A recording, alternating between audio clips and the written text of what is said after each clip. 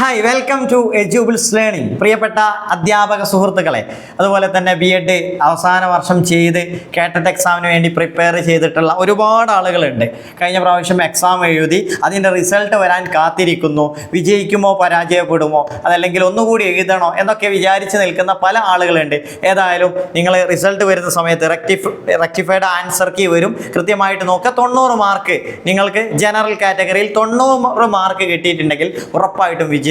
ഇനി നിങ്ങൾക്ക് 1-2 മാർക്ക്, അതല്ലെങ്കിൽ 10 മാർക്ക്, അല്ലെങ്കിൽ ഇനി കുറച്ചുകൂടി ഇമ്പ്രൂവ് ചെയ്ത് അടുത്ത എക്സാം മാക്സിമം ഉഷാറായിട്ട് ചെയ്യണം, അടുത്ത LP-UPക്ക് വരുന്നതിന് മുമ്പുള്ള അവസാനത്തെ കേട്ടറ്റ് നിർബന്ധമായും ഞാൻ നേടിയെടുക്കും എന്നൊക്കെ വിചാരിക്കുന്ന ആളുകൾക്ക് വേണ്ടി നമ്മൾ കഴിഞ്ഞ പ്രാവശ്യവും അതിന് മുമ്പൊക്കെ കൊടുത്തതുപോലെ തന്നെ കേട്ടറ്റ് എക്സാമിന് വേണ്ടി നമ്മുടെ യൂട്യൂബ് ചാനലിലൂടെ അത് പ്രിപ്പയർ ചെയ്യുന്നവർക്ക് എങ്ങനെയാണ് കേട്ടറ്റ് എക്സാം, എന്തൊക്കെ പഠിച്ച് മനസ്സിലാക്കിയിട്ടാണ് നമ്മൾ എക്സാം എഴുതേണ്ടത്, കൃത്യമായ സിലബസ് എന്താണ്, നമ്മൾ എന്തെങ്കിലുമൊക്കെ ഒരുപാട് പഠിക്കണമോ, അല്ലെങ്കിൽ ഏത് ഏരിയയിൽ നിന്ന് പഠിച്ച് അതിൻ്റെ എത്ര ഡെപ്തിലേക്ക് പോകണം എന്നൊക്കെ കൃത്യമായി മനസ്സിലാക്കിയിട്ട് കേട്ടറ്റ് എക്സാമിന് വേണ്ടി ഒരു സിസ്റ്റമാറ്റിക് ആയിട്ടുള്ള പരിശീലനം കൊടുക്കുന്ന എജ്യൂബിൾസ് ലേണിംഗ് നിങ്ങളുടെ സഹായത്തിനുണ്ട്.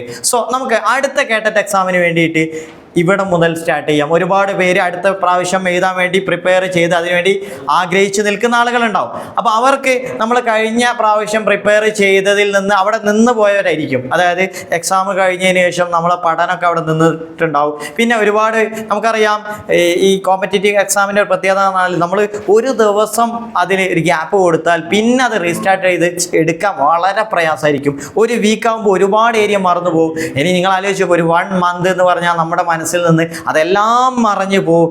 ഇനി റിസൾട്ട് വരുന്ന സമയത്ത് 1-2 മാർക്കിന് പോയിട്ടുണ്ടെങ്കിൽ നിങ്ങൾ ആലോചിച്ച് നോക്കി, നമ്മൾ വീണ്ടും അത് പഠിച്ചെടുക്കുക എന്ന് പറഞ്ഞാൽ വലിയൊരു പ്രയാസമാണ്. അതുകൊണ്ട് തന്നെ നമ്മുടെ പഠനം വേഗത്തിൽ സ്റ്റാർട്ട് ചെയ്യാം. നമ്മുടെ സൈക്കോളജി ഏരിയ, അതുപോലെ മറ്റുള്ള ഏരിയയിൽ നമ്മുടെ അധ്യാപകരൊക്കെ, പ്രിയപ്പെട്ട ഈ ഫീൽഡിൽ നിരന്തരമായി പരിശീലനം നൽകുന്ന അധ്യാപകർ, നിങ്ങൾക്ക് നമുക്കറിയാം കേട്ടറ്റ് എക്സാമിന് മലയാളം, ഇംഗ്ലീഷ്, അതുപോലെ ചൈൽഡ് ഡെവലപ്മെൻറ്റ് ആൻഡ് പെഡഗോജി, അതുപോലെ ഓരോ ഇപ്പോൾ EVS കാറ്റഗറി 1 ആണെങ്കിൽ EVS, നമ്മൾ 2ലേക്ക് പോകുമ്പോൾ സോഷ്യൽ സയൻസ്, ഇങ്ങനെയുള്ള ഭാഗങ്ങളൊക്കെ കൃത്യമായിട്ട് ഞങ്ങളുടെ വിദഗ്ധരായ അധ്യാപകർ അവർ PYQസും മറ്റുള്ള എക്സാമിൻ്റെ പാറ്റേൺ കൃത്യമായിട്ട് മനസ്സിലാക്കിയിട്ടാണ് നിങ്ങൾക്ക് ക്ലാസ്സുകൾ തരുന്നത്. തീർച്ചയായിട്ടും നമുക്ക് സൈക്കോളജിയിൽ എന്തൊക്കെ പഠിച്ചു തുടങ്ങണം, എവിടെയാണ് ഇതിൻ്റെ സിലബസ് കൃത്യമായിട്ട് മനസ്സിലാക്കിയിട്ട് ഇന്നു മുതൽ നമ്മളൊരു സീരീസ് സ്റ്റാർട്ട് ചെയ്യാണ്. ഓരോ ദിവസവും നിങ്ങൾക്ക് ഓരോ ഏരിയകളിൽ നിന്ന് നമ്മൾ PYQ ഡിസ്കസ് ചെയ്ത് എങ്ങനെ പഠിക്കണമെന്ന് കൃത്യമായിട്ട് പറഞ്ഞുതരും. സോ നമുക്ക് ആദ്യം സിലബസിലേക്ക് പോവാം. നിങ്ങൾ നോക്കൂ, ഇത് കാറ്റഗറി 1 എടുക്കുകയാണെങ്കിൽ ചൈൽഡ് ഡെവലപ്മെൻറ്റ് ആൻഡ് പെഡഗോജിയിൽ നമുക്കറിയാം, ഇവിടെ ഇതിൽ methods of studying child behaviour ആദ്യം വരുന്ന ടോപ്പിക്കാണ്. എന്ത്? Methods of child behaviour. അതിനെ നമ്മൾ എന്ത് ചെയ്യുന്നു? ഒബ്സർവേഷൻ, കേസ് സ്റ്റഡി, ഇൻ്റർവ്യൂ, ഇതൊക്കെ നമ്മൾ പ്രധാനപ്പെട്ട ഒരു ഏരിയയാണ്. അതുപോലെ തന്നെ നമ്മൾ പഠിച്ചു തുടങ്ങുമ്പോൾ മറ്റൊരു ഏരിയയാണ് കൺസെപ്റ്റ് ഓഫ് ഡെവലപ്മെൻറ്റ്, പിന്നെ principles of growth and development. ഈ കണ്ടോ, ഈ ഡെവലപ്മെൻറ്റുമായി ബന്ധപ്പെട്ട, ചൈൽഡ് ഡെവലപ്മെൻറ്റുമായി ബന്ധപ്പെട്ട ഒരു ഏരിയയാണ് നമ്മൾ പഠിക്കുന്നത്. അപ്പോൾ എക്സാമിന് ഇതിൻ്റെ ക്വസ്റ്റ്യൻ വളരെ ഇമ്പോർട്ടൻ്റ് ആണ്. എല്ലാ ക്വസ്റ്റ്യൻ പേപ്പറിലും ഒരുപാട് ചോദ്യങ്ങൾ വരാറുണ്ട്. സോ നമുക്ക് ഇന്ന് 2 ക്വസ്റ്റ്യൻസ് ഡിസ്കസ് ചെയ്യാം. ഈ ഏരിയയിൽ പ്രധാനമായിട്ട് നമ്മൾ നോക്കേണ്ട ക്വസ്റ്റ്യൻസ് വരുന്ന ഒരു ഏരിയയും കൂടി ഞാൻ പറഞ്ഞുതരാം. ഫസ്റ്റ് വരുന്നത് നിങ്ങൾ പഠിക്കേണ്ടത് വികാസഘട്ടങ്ങൾ, സ്റ്റേജസ് ഓഫ് ഡെവലപ്മെൻറ്റ്. എന്താണ്? സ്റ്റേജസ് ഓഫ് ഡെവലപ്മെൻ്റ് ആണ് നിങ്ങൾ ആദ്യം നോക്കേണ്ടത്. വളരെ ഇമ്പോർട്ടൻ്റ് ആണ്, കാരണം ഒരുപാട് ക്വസ്റ്റ്യൻസ് വന്നിട്ടുണ്ട്.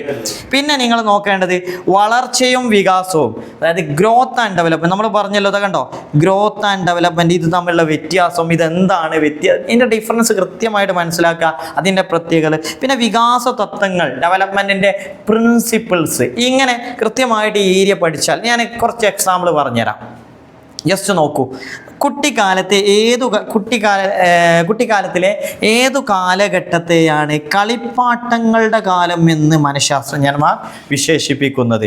അപ്പോൾ ഇതൊരു ചോദ്യമാണ് കേട്ടോ. അപ്പോൾ കഴിഞ്ഞ വർഷം ചോദിച്ചിട്ടുള്ള ഒരു ചോദ്യമാണ്. ഞാനത് ജൂൺ 2025 നമുക്ക് ലേറ്റസ്റ്റ് എക്സാമ്പിളൊക്കെ നമുക്ക് ഡിസ്കസ് ചെയ്യാം. ഇതിൽ നോക്കൂ, ശൈശവം, അതായത് ഇൻഫാൻസി, നെക്സ്റ്റ് ആദ്യ ബാല്യം, ഏർലി ചൈൽഡ്ഹുഡ്, പിൽക്കാല ബാല്യം, later childhood, middle childhood. Which category of childhood is called toy age. English നിങ്ങൾക്ക് എക്സാമിൻ്റെ ഒരു പ്രത്യേകത മലയാളം മനസ്സിലായിട്ടില്ല ഇംഗ്ലീഷിലും. അപ്പോൾ കളിപ്പാട്ടങ്ങളുടെ കാലം എന്ന് പറഞ്ഞാൽ ടോയേജ്. നിങ്ങൾക്ക് ഏതാണോ ക്ലിക്ക് ആവുന്നത് ആ രീതിയിൽ ആ ക്വസ്റ്റ്യൻസ് നോക്കുക. ഇനി നിങ്ങൾ പറയൂ ഏതാണ് ഇവിടുത്തെ ആൻസർ? ഇതെന്താണ് നമ്മൾ പറഞ്ഞ സ്റ്റേജസ് ഓഫ് ഡെവലപ്മെൻറ്റുമായി അവിടെ നിന്ന് വന്നിട്ടുള്ള ചോദ്യങ്ങളാണ് അല്ലേ. ശൈശവം, അല്ലേ, ആദ്യ ബാല്യം, അന്ത്യബാല്യം, കൗമാരം എന്നൊക്കെ പറയുന്നത്. സോ ഇവിടെ ആൻസർ വരുന്നത് ആദ്യ ബാല്യം, ഏർലി ചൈൽഡ്ഹുഡ്. എന്താണ് ഏർലി ചൈൽഡ്ഹുഡ്? ക്ലിയർ അല്ലേ?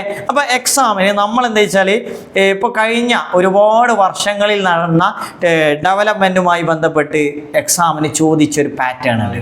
ആ പാറ്റേൺ നിങ്ങൾ മനസ്സിലാക്കുകയാണെങ്കിൽ ഈ ഓരോ ഏരിയയും ക്ലിയർ ചെയ്ത് നിങ്ങൾക്ക് സൈക്കോളജി വളരെ സിമ്പിളായിട്ട് പഠിക്കാൻ പറ്റും. നമ്മൾ ഇതിൻ്റെ ഒരുപാട് എന്താ പറയുക ക്വസ്റ്റ്യൻസ് പഠിക്കുന്നു, കുറേ ടോപ്പിക്ക് പഠിക്കുന്നു, ഇതിനൊരു സ്ട്രക്ചർ ഉണ്ടാവില്ല. സോ സ്ട്രക്ചേർഡ് ആയിട്ട് പഠിക്കുകയാണെങ്കിൽ വളരെ കുറഞ്ഞ സമയം കൊണ്ട് മാക്സിമം പൊട്ടൻഷ്യൽ നമുക്ക് പഠിക്കാൻ പറ്റും. നെക്സ്റ്റ് മറ്റൊരു ക്വസ്റ്റ്യനും കൂടി നമുക്ക് ഇന്ന് ഡിസ്കസ് ചെയ്യാം. വികാസവുമായി ബന്ധപ്പെടുത്തി ചുവടെയുള്ള പ്രസ്താവനകളിൽ ശരിയല്ലാത്ത പ്രസ്താവന. എന്താ ക്വസ്റ്റ്യന്? ശരിയല്ലാത്തത്. ഡെവലപ്മെന്റ് എന്താണ്? വികാസം അനുസ്യൂതമാണ്. എന്താണ്?